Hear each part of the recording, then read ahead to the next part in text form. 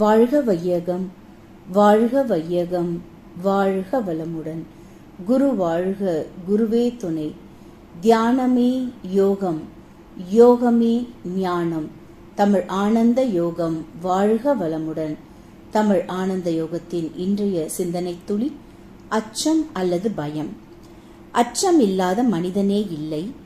பயம் எல்லோரையும் எப்படிப்பட்டவர்களானாலும் இறுதி மூச்சு வரை பிடித்து கொண்டே இருக்கிறது. இந்த அச்சத்திலிருந்து விடுதலை பெறுவதும் மிக மிக அவசியம். பயம் மட்டுமே பல்வேறு பிரச்சனைகளுக்கு மூல காரணம். பொதுவாகவே பயம் கடந்த கால அனுபவத்தின் அடிப்படையில் நிகழ் மற்றும் எதிர்காலத்தை தொடர்பு கொள்கிறது. பல்வேறு விதமான அச்சங்களை எல்லோரும் வளர்த்து கொண்டு இருக்கிறோம். அச்சமானது ஒவ்வொருவராலும் தங்களுக்குள்ளாகவே வளர்க்கப்படுகிறது. பயம் உண்மைகளை நாம் அறிய விடாமல் தடுக்கிறது. அச்சம் என்பது நம்மை நெருக்கடிக்கும் பதட்டத்திற்கும் உள்ளாக்குகிறது. பலதரப்பட்ட அச்சங்களை நமது அன்றாட வாழ்க்கையில் பார்க்கிறோம். உதாரணத்திற்காக, நாம் கடைவீதியில் நடந்து செல்வதாக வைத்துக் கொள்வோம். திடீரென்று ஒரு யானை மதம் பிடித்து நம் முன்னதாக ஓடி வருகிறது. இந்த நேரத்தில் அச்சம் என்பது மடமையடா என்றும் அச்சமில்லை என்றும் பாடிக்கொண்டிருந்தால் நமக்கு என்னவாகும் என நன்றாகவே தெரியும். இது போன்ற அச்சங்களை தவிர்க்கலாகாது. இது தேவையாகவும் இருக்கிறது. பயம் என்பதை மிகவும் சரியாக அணுக வேண்டி இருக்கிறது. விபத்து ஏற்படவிருக்கும் போது, ஒரு பாம்பு நம்மை கடிக்க வரும்போதும் அல்லது நம்மை ஒருவர் தாக்க வரும்போதும் பயம் என்பது இயல்பாய் தோன்றுகிறது. அறிவினாலும் பழக்கத்தினாலும் இயல்பாய் பயம் தோன்றி அதன் மூலமாக தற்காத்து கொள்ளவும் செய்கிறோம். It is a natural reaction என்று சொல்வார்கள். அதாவது அனிச்சையாக செயல்படுவது. இதனை பயம் என்று எடுத்துக்கொள்ளவும் கூடாது. இயல்பாய் தன்னைத்தானே தற்காத்து கொள்வதற்கான உடலின் இயக்கங்களை பயம் என்று கொள்ளலாகாது. பயம் என்பது கற்பனையாக நமது அனுபவத்தினால் நாமே உருவாக்கி கொள்வது. பெரும்பாலான சமயத்தில் நாம் வாழ்க்கையில் பல விஷயங்களுக்காக பயம் கொள்கிறோம். ஆனால் பயம் இல்லாதது போல் நடிக்கவும் செய்கிறோம். உதாரணமாக, ஒருவர் இதய அறுவை சிகிச்சை செய்து கொள்கிறார். அது சரியாக விடுகிறது. பின்னாளில் அந்த பகுதியில் சிறிய வேறு ஏதோ ஒரு காரணத்தினால் வலி எடுத்தாலும் அவருக்கு ஒரு பயம் வந்து விடுகிறது. எனவே நோயின் தாக்கம் 10% என்றால் அதனால் வரும் பயத்தினால் ஏற்படும் தாக்கம் 90% இருக்கிறது. இப்படியாக வாழ்க்கையில் பலவிதமான பயங்கள் பல்வேறு சூழ்நிலைகளில் தோன்றுகின்றன. ஒருவருக்கு வேலை போய்விடுமோ என்ற பயம், போய்விட்டால் என் வாழ்க்கை எப்படி செல்லும் என்ற பயம். சிலருக்கு நாம் அவமானப்படுத்தப்பட்டு விடுவோமோ என்ற பயம். இன்னொருவருக்கு தான் செய்த தவறுகள் எல்லாம் சபையில் தெரிந்து விடுமோ என்று ஒரு பயம். பல்வேறு நிலைகளில் உள்ள மனிதர்களுக்கு பல்வேறு விதமான பயங்கள் பல்வேறு சமயங்களில் தோன்றுகிறது. இவை அனைத்தையும் உடல் ரீதியான, மனோரீதியான பயம், பிசிக்கல் ஃபியர், சைக்கலாஜிக்கல் ஃபியர் என இரு வகையாக பிரிக்கலாம். வாழ்க்கையில் தோன்றும் எல்லா பயங்களும் மரணத்துடன் இணைப்பு பெறுவதாகத்தான் இருக்கிறது. இதற்கான காரணம் என்ன என்பதுதான் பெரிய கேள்வி. ஒருவருக்கு பதட்டமும் பயமும் வரும்போது அது மனதின் செயல்பாடுகளை அல்லது மூளையின் செயல்பாடுகளை இயல்பு தன்மையிலிருந்து குறைத்து விடுகிறது. பயம் கலந்த கவலை ஒருவரது செயல்திறனை பெருமளவில் குறைத்துவிடும். அகத்தாய்வும் தவமும் சரியாக பழகி தெளிவும் துணிவும் பெற்ற ஒருவருக்கு பயம் என்பதனை எப்படி அணுக வேண்டும் என்ற அறிவு கிடைக்கும். அவர்களால் மட்டுமே அச்சமற்ற நிலையில் இந்த உலக வாழ்க்கையினை சந்திக்கவும் முடியும். இதற்கு தெளிவான சுய சிந்தனை செய்வதற்கான வாழ்வியல் முறை கற்பிக்கப்பட வேண்டும். அதனை தமிழ் ஆனந்த யோகத்தின் வாயிலாக அறிந்து கொண்டு பயமின்றி வாழ முனைவோம். இறைஞான ஆசிரியர் நன்மணி ஐயா அவர்களுக்கு நன்றிகள். வாழ்க வளமுடன் ஐயா.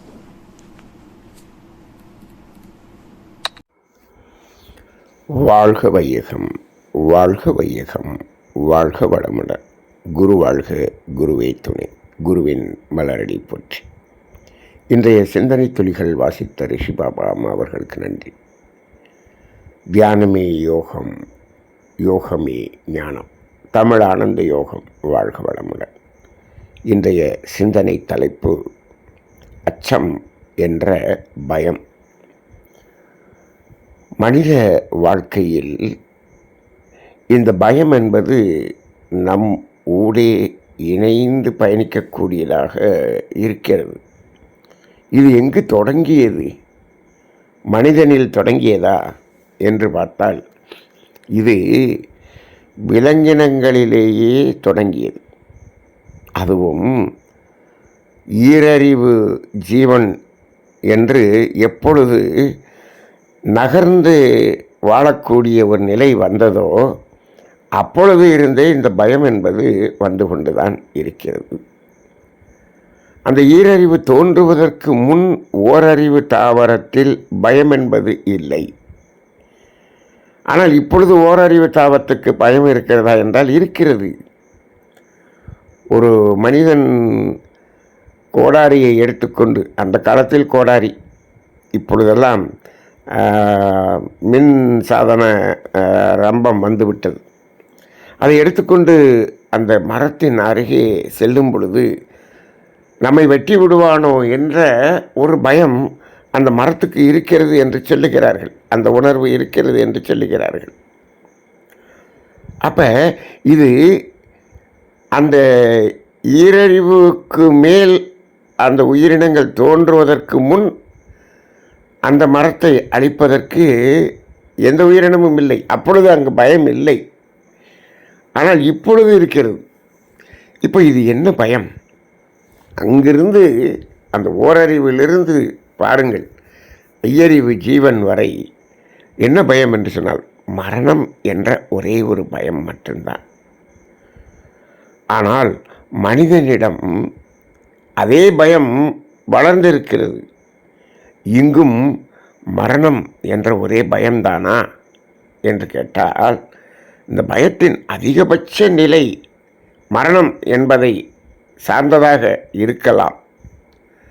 ஆனால் இப்பொழுது மனிதனுடைய வாழ்க்கை, இப்பொழுது வளர்ந்து கொண்டிருக்கக்கூடிய இந்த வாழ்க்கையிலே மரணம் என்ற பயத்தை தாண்டி இவன் நிறைய பயங்களை ஏற்படுத்தி கொண்டான். இதற்கெல்லாம் என்ன காரணம் என்று சொன்னால் மனிதனுடைய எதிர்பார்ப்புகள் இருக்கிறதே, அந்த எதிர்பார்ப்புகளால் வரக்கூடிய பயம். இதை சைக்கலாஜிக்கல் என்று சொல்கிறோம். ஃபிசிக்கல், சைக்கலாஜிக்கல் என்று சொல்கிறோம் இல்லையா? ஃபிசிக்கல் என்று சொன்னால் அது உடல் சார்ந்தது, ரைட்டு. இப்போது இந்த உடல் உயிர் பிரிந்து விடாமல் இருக்க வேண்டும் என்ற அந்த மரணம் என்ற பயம், அது அந்த எல்லா உயிரினத்திலும் இருக்கிறது.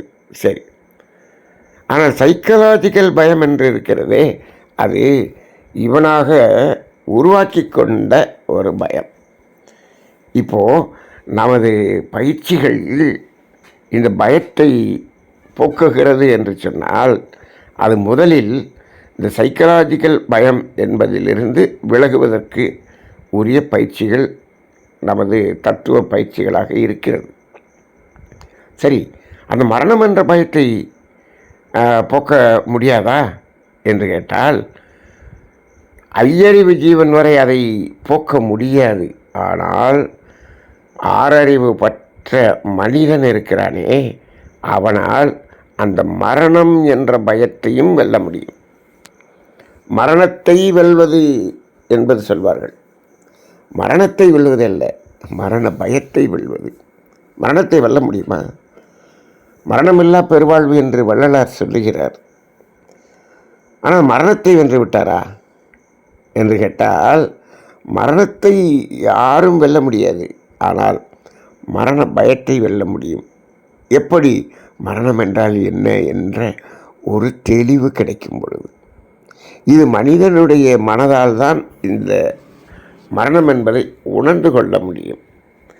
அப்போ இது உயிர் என்றால் என்ன, உடல் என்றால் என்ன, ஆன்மா என்றால் என்ன, இதை தெரிந்து கொள்ளும் பொழுது தான் அந்த மரண பயம் மாறும். இப்போ என்ன சொல்கிறோம்? மனிதனுக்கு மரணம் இல்லை என்று சொல்லுகிறோம். மனித உடலுக்கு மட்டும்தான் மரணம் என்று சொல்கிறோம். மானிடர் ஆன்மா மரணம் எய்தாது மறுபடி பிறந்திருக்கும் மேனியை கொள்வாய், மேனியை கொள்வாய் என்று அந்த பாடல் வரிகளை நாம் பார்த்திருக்கிறோம். விட்டுவிட்டாலும் அது இந்த உடல் என்றாவது ஒரு நாள் சிதைந்துதான் போகும் என்று ஒரு பாடல். இது இந்த பயம் முழுமையான அந்த உடல் சார்ந்த பயம் எப்பொழுது போகும் என்று சொன்னால், இந்த உடல் நானல்ல என்ற ஒரு தெளிவு, நான் யார் என்ற ஆத்ம விசாரணையில் இருந்து நான் இந்த உடல் அல்ல என்று பார்க்கும்போது, அப்போ இந்த உடலின் மரணம் என்பதை நாம் என்ன அந்த பயத்திலிருந்து நாம் விடுதலை பெற்றுவிட முடியும்.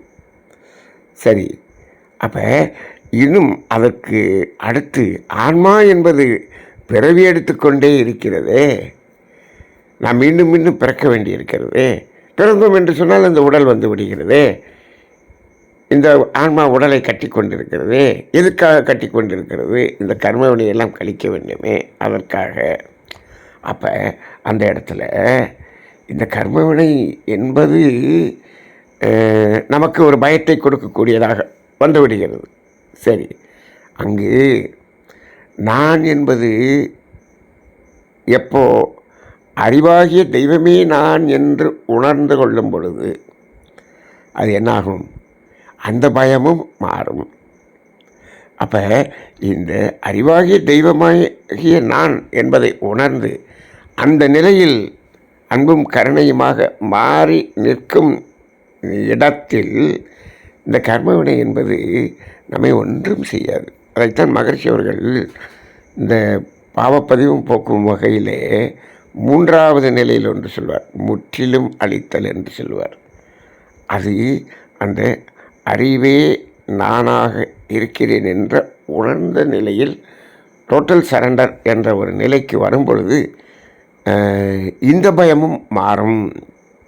அப்போ மனிதனிடம் அந்த பயம் என்பதை முழுமையாக அதிலிருந்து வெளியேறுவதற்கு நமது தத்துவங்கள் முதலில் நமது எண்ணம் ஆராய்தல், ஆசை சீரமைத்தல், சினம் தவிர்த்தல், கவலை ஒழித்தல், இந்த மாதிரியான தத்துவங்களும் பயன்படுகிறது. உச்சகட்டமாக நான் யார் என்ற தத்துவம் இருக்கிறதே, அது மனதின் பயம் என்பதை வெளியே கொண்டு வருவதற்கு உதவியான தத்துவம்.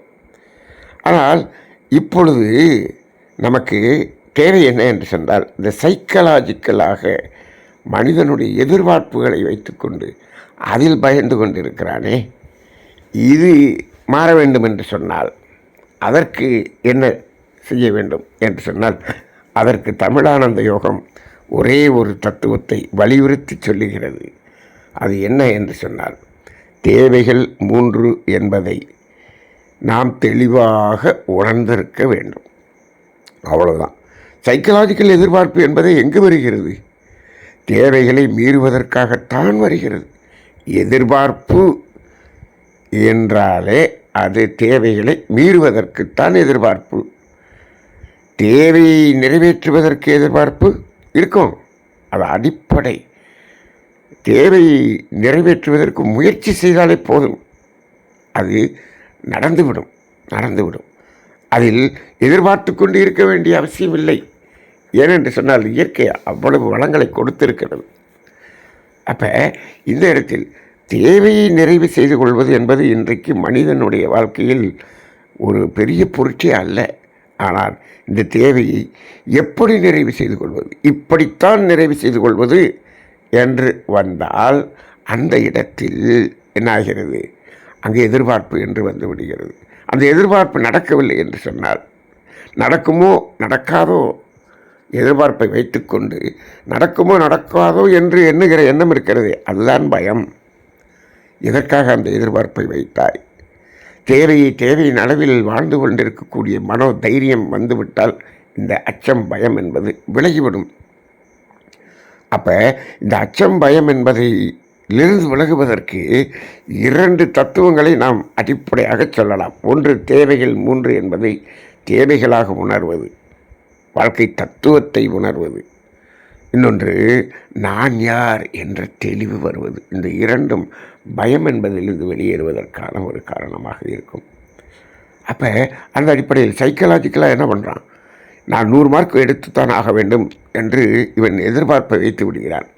100 வருமா வராதா, இவன் அதாவது தேர்வு எழுதிவிட்டு 100 வருமா வராதான்னு பயந்து கொண்டே இருக்கிறான். ரிசல்ட் வர வரைக்கும் பயந்துக்கிட்டு இருக்கான்.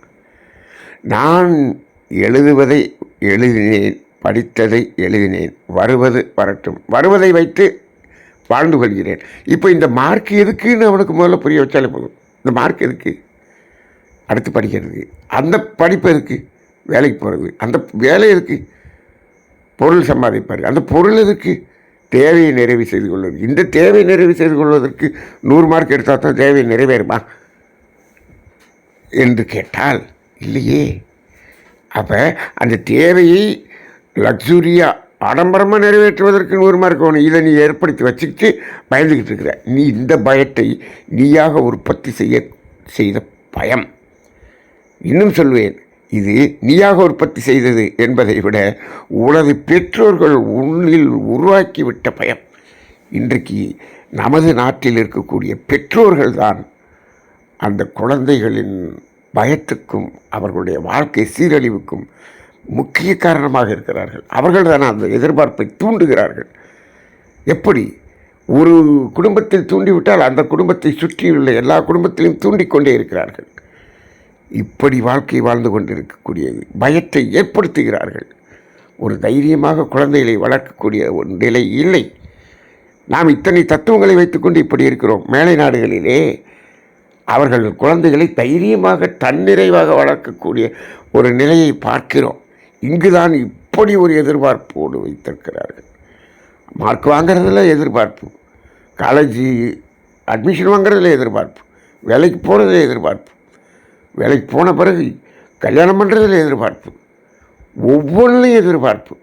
இதை வைத்துக்கொண்டு ஆனால் அது நடக்குமோ நடக்காதோ என்று அந்த எதிர்காலத்தை நினைத்து பயந்து கொண்டே இருக்கிறார். ஒரு பயம் அது நடந்து விட்டது என்று வைத்துக்கொள்ளுங்கள், அடுத்த பயத்தை இவன் உற்பத்தி செய்து வைத்துக் கொள்கிறான். இந்த பயத்திலிருந்து வெளியே வர வேண்டும் என்று சொன்னால் தெளிவாக புரிந்து கொள்ளுங்கள், வாழ்க்கை தத்துவத்தை தெரிந்து கொள்ளுங்கள், அதில் குறிப்பாக தேவைகள் 3 என்பதை தெரிந்து கொள்ளுங்கள். இதை நிறைவேற்றிவிட்டால் பயம் இல்லை. இதை இப்படித்தான் நிறைவேற்ற வேண்டும் என்று சொன்னால் அங்கு பயம். சரி, இப்போது இதில் கூட நம்ம பேரு கெட்டுருமோ அப்படின்னு ஒரு பயம். ஏன், நீ தவறு செய்தால் அங்கே என்ன பெயர் கெட்டு வரும். அப்போ தவறு செய்வது ஏன் செய்ய வேண்டும், எதற்காக தவறு செய்ய வேண்டும்? அப்போ அந்த தவறு என்ற ஒரு வார்த்தை கூட இருக்கிறது, தப்பு என்ற ஒரு வார்த்தை இருக்கிறது. அது கூட ஒரு கண்ணதாசன் அழகாக எழுதுவார். தவறு என்பது தவறி செய்வது, தப்பு என்பது தெரிந்து செய்வது. தவறு செய்தவன் திருந்தி வாழ்வதும், தப்பு செய்தவன் வருந்தி வாழ்வதும் என்று ஒரு வார்த்தை அழகாக எழுதியிருப்பார். அது இயல்பானது. ஆனால் தப்பு என்று சொன்னால் என்னது, பிறரை கெடுத்து பிறரை துன்புறுத்தி என்ன பண்ணுறது, இவன் வாழ்க்கையை அனுபவிக்கிறது. அப்படி செய்யும் பொழுது அதனால் பேர் கெட்டுமோ பயம். எதுக்கு அந்த தவறை செய்கிறாய்? அப்போ அந்த இடம் எது தவறு எது தப்பு அப்படிங்கிறத நம்ம தவறுங்கிறத கூட விட்டுருவோம். எது தப்பு என்று சொன்னால் நாம் பிறருக்கு துன்பம் கொடுக்கக்கூடியது தப்பு, அவ்வளோதானே, அவ்வளவுதான். ஆனால் இந்த தவறுங்கிறது தெரியாமல் ஒரு கால் பற்ற உடனே நான் சாரி அப்படின்னு மன்னிச்சுக்கன்னு சொல்லிடுறோம். பிராயச்சித்தம் உடனே வந்துவிடும். அந்த பிராயச்சித்தம் இல்லாமல் இருக்கக்கூடிய ஒரு நிலை இருக்கிறதே, அங்கே தான் தப்புன்னு மாறிடுது, இன்டென்ஷனாக செய்கிறது. அப்போ அப்படி இருக்கக்கூடிய பாவச் செயல்கள் செய்பவருக்குத்தான் அந்த பயம் வரும். அந்த துன்பம் கொடுப்பதை நிறுத்திவிட்டால் அந்த பயமும் நீங்கி விடுகிறது. ஆக இந்த தேவைகள் 3 அடிப்படையில் நாம் பார்க்கும் பொழுது இந்த பயம் என்பதே இல்லை. சரி, இப்பொழுது இதை இன்னும் சற்று ஆழ்ந்து ஒரு சென்சிட்டிவாக ஒரு இடத்தை நம்ம இப்போ இன்றைக்கி சிந்திக்க வேண்டியதாக இருக்கிறது. இந்த சிந்தனை யாரும் சிந்தனை செய்வதில்லை, பெரும்பாலானவர் இந்த சிந்தனையை செய்வதில்லை. ஆனால் இது ஒரு சிந்தனை செய்ய வேண்டும் என்று தோன்றுகிறது. இப்போ பாருங்கள், தேவைகள் 3 நிறைவேறுவதற்கு அதில் ஏதாவது அதை நிறைவேற்றுவதில் ஏதாவது பயம் என்று இருக்கிறதா? சமுதாயம் அப்படி சிலவற்றை உருவாக்கி வைத்திருக்கிறது. அது சமுதாயத்தினுடைய குற்றம். இப்போ உண்மையிலேயே இந்த சமுதாயம் என்ன செய்ய வேண்டும்? எல்லோருக்கும் எல்லாரும் எல்லாமும் பெற வேண்டும் என்ற ஒரு வார்த்தை பாரதிதாசனுடைய கவின்னு நினைக்கிறேன். எல்லோரும் எல்லாமும் பெற வேண்டும். என்ன எல்லாம் பெற வேண்டும்? கார் பங்களா எல்லாத்தையும் எல்லோரும் பெற வேண்டும், இப்படியா? எல்லோரும் எல்லாமும் பெற வேண்டும் என்று சொன்னால் எல்லோருக்கும் தேவைகள் 3 நிறைவு செய்யப்பட வேண்டும். இதுதானே அர்த்தம்? ஆமாம், இது சமுதாயம் அதற்குரிய சூழ்நிலைகளை உருவாக்க வேண்டும். அதில் எந்த பயமும் தேவையில்லை. அப்போ தேவைகளை நிறைவேற்றிக் கொள்வதற்கு என்ற இடத்தில் ஏதாவது பயம் இருக்கிறதா? இப்போ தேவை நிறைவேற்றுறதுக்கு பசிக்குது, சாப்பாடு இல்லைன்னு வச்சுக்கோங்க. அப்போ நீங்கள் போய் நீங்கள் திருடுனீங்கன்னா ஒரு பயம் வரும், யாரும் பிடிச்சிருவாங்கன்னு. அதே இது யாசகம் எடுத்து விட்டால் என்ன பயம்? அது பயம் அல்ல. அதில் இவனுக்கு என்ன, அது கேவலம், சங்கடம். இப்படி என்ன கேவலம், என்ன சங்கடம்?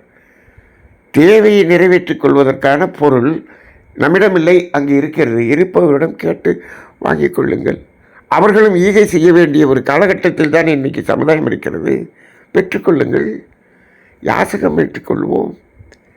அப்போ பசி, தாகம், தட்பவெப்பத்திலிருந்து பாதுகாப்பு, இதெல்லாம் யாசகத்தின் மூலமாக கூட பெற்றுக்கொள்ளலாம். இன்னொன்று, எமது உடல் உழைப்பாலும் அறிவின் திறனாலும் அதை பெற்றுக்கொள்ளலாம். அது இல்லாதவர்கள் தானே யாசகம் எடுக்க வேண்டியிருக்கிறது. அப்போ பெற்றுக்கொள்ளலாம். சரி, இயற்கை கழிவுகளின் வேகம், அதை சமன் செய்து கொள்ளலாம். இந்த இடத்தில் தான் இந்த சமுதாயத்தில் ஒரு பெரிய ஒரு குற்றம் இருக்கிறது. என்ன இருக்கிறது? இந்த இயற்கை கழிவுகளின் வேகம் என்பதில் என்ன, இந்த விந்துநாதம் என்பதும் ஒரு இயற்கை கழிவாக இருக்கிறது. அது சமன் செய்யப்படவில்லை என்று சொன்னால் அது ஒரு துன்ப உணர்வாக இருக்கிறது. சரி, அதை சமன் செய்ய வேண்டும். இதற்காகத்தான் இங்கு திருமணம் என்று ஒன்று நமது சமுதாயத்தில் ஏற்படுத்தி கொண்டார்கள். சரி, ஏற்படுத்தி கொண்டோம். இப்போது அதில் அந்த தேவை நிறைவு இறைகிறது, பெரும்பாலும் அடைகிறது என்று வைத்துக்கொள்ளுங்கள். ஆனால் இன்றைய காலகட்டத்திலே என்ன ஆகிறது? அதாவது ஒரு இளம் வயதிலேயே மரணம் என்பது நிறைய இடத்துல நம்ம பார்க்குறோம். அங்கே என்ன ஆகிறது? அங்கே விதவையாக இருக்கக்கூடிய பெண்கள் சதவிகிதம் இப்பொழுது கூடிக்கொண்டிருக்கிறது.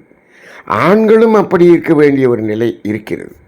இப்போ சமுதாயத்தில் ஆண்கள் அப்படி ஒரு இளம் வயதில் மனைவியை இழந்து விட்டால் உடனே மறு திருமணம் என்று ஒன்றை செய்து வைத்து விடுகிறார்கள். எதற்கு? அங்கு தேவை நிறைவேற்றப்பட வேண்டும் என்பதற்காக. சரி, ஆனால் அதே பெண் என்று இருக்கும் பொழுது அது செய்யப்படுகிறதா? அதற்குரிய ஒரு ஏற்பாடு செய்யப்பட்டு அங்கு திருமணம் நடத்தி வைக்கப்படுகிறதா என்றால் அது மிக மிக மிக குறைவாக இருக்கிறது. இந்த சமுதாயம் அதில் செய்யக்கூடிய ஒரு துரோகமாக இருக்கிறது. அப்போ அங்கும் உணர்வு என்பது எல்லா மனிதனுக்கும் பொதுதானே. அப்போ இங்கே என்ன, நீங்கள் சில கட்டுப்பாடுகளை வைத்து விடுகிறீர்கள்.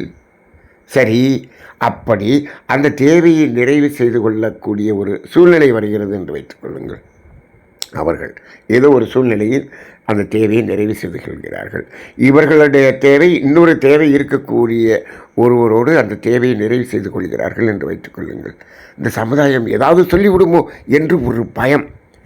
இப்படி பயம் பயம் பயம் என்று இருந்து கொண்டு அதை அப்படியே அடக்கி, இந்த தேவைகள் நிறைவேறாமல் அதை அடக்கி அதனால் வரக்கூடிய நோய்கள் என்பது இன்றைக்கு நிறைய பேருக்கு இருக்குது.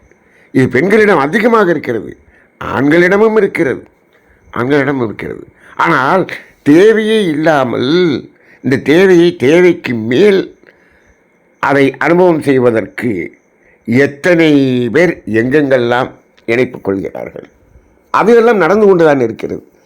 இது சமுதாயத்தில் நடந்து கொண்டு இருக்கிறது. இவை தேவைக்கு மேல் இருக்கக்கூடிய அந்த ஒரு சூழ்நிலையில் இருக்கக்கூடிய மனிதர்கள் இந்த தேவை என்பதை சற்று யோசித்து பார்த்தீர்களா?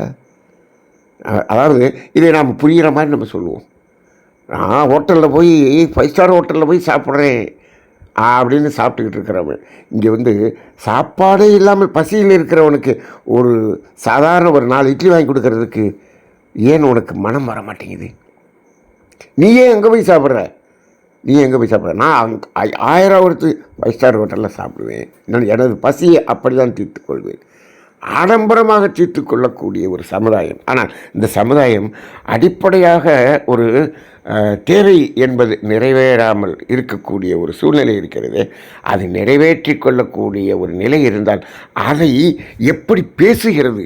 இந்த சமுதாயம் பேசிவிடுமே என்ற ஒரு பயத்தில் இருக்கக்கூடிய அந்த ஒரு பயம் இருக்கிறது. இந்த சமுதாயத்தில் இந்த பயம், அச்சம் என்பதில் இது ஒரு மோசமான பயம். இப்படி ஒரு பயம் வருவதற்கு காரணமாக இருக்கக்கூடிய இந்த சமுதாயத்தை அந்த இறை ஆற்றலே அந்த மனிதர்களை ஏற்றுக்கொள்ளாது. ஆனால் இந்த சமுதாய மக்கள் அதை நீங்கள் அதற்கு ஏதும் செய்ய வேண்டும் என்று கூட இல்லை. இப்போ ஒருவர் சாதாரணமாக சொல்லுவோம், இப்போ ஒருவர் பசி என்ற தேவையை நிறைவு செய்ய முடியவில்லை. அவர் யாசகம் எடுக்கிறார் என்று வைத்துக்கொள்ளுங்கள். சரி, எடுத்து அவர் தேவையை நிறைவு செய்து கொள்கிறார். அவருடைய உறவினர்கள் என்ன செய்கிறார்? அவர் பாருங்கள் பிச்சை எடுக்கிறான் அப்படின்னு அதை கேவலமாக பேசக்கூடிய ஒரு சமுதாயம். நீ சாப்பாடு கொடுக்கவில்லை, அதை பேசாமலாவது இருக்க வேண்டும் அல்லவா? அதையும் பேசுகிற ஒரு ஈன சமுதாயமாகவெல்லாம் நாம் இருந்து கொண்டிருக்கிறோம். அதை ஏன் பேச வேண்டும்? பேச வேண்டும். நீங்கள் தேவையை மீறுபவர்களை பேசுவதில்லை. அவருக்கு என்ன வசதி இருக்குது? அவர் போய் ஹோட்டலில் சாப்பிட்றாரு. அங்கே இப்போது இவர் யாசகம் எடுத்து சாப்பிடுவது, அவர் போய் 1000 ரூபாய்க்கு போய் ஹோட்டலில் போய் சாப்பிடுவதை விட மிக மிக மிகச் சிறந்தது.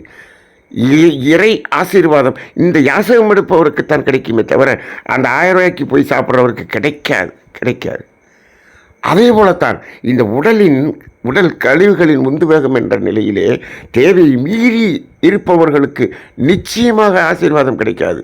ஆனால் தேவைக்காகவே அந்த சூழ்நிலையை அவர்கள் மனரீதியாக இறுக்கமாக வைத்துக்கொண்டு வாழுகிற ஒரு வாழ்க்கை நிறைய இருக்கிறது. இதற்கெல்லாம் காரணம் ஒரு அச்சம், பயம். யார்? இந்த சமுதாயத்தை கண்ட அச்சம். எந்த சமுதாயத்தை கண்ட அச்சம்? தனது உறவினர்களை கண்டு அச்சம், நமது நண்பர்களை கண்டு அச்சம், நமது பக்கத்தில் இருக்கவங்களை கண்டு அச்சம். இப்போ நாம் என்ன சொல்லி கொண்டிருக்கிறோம்? உறவுகள், நண்பர்கள், இவர்களெல்லாம் நமக்கு உதவிக்காக என்று சொல்லி கொண்டிருக்கிறோம். இவர்கள் உதவி செய்யாவிட்டாலும் பரவாயில்லை, உபத்திரியம் செய்யாமல் இருந்தால் போதும் என்ற ஒரு நிலைக்கு வந்து விட்டதே.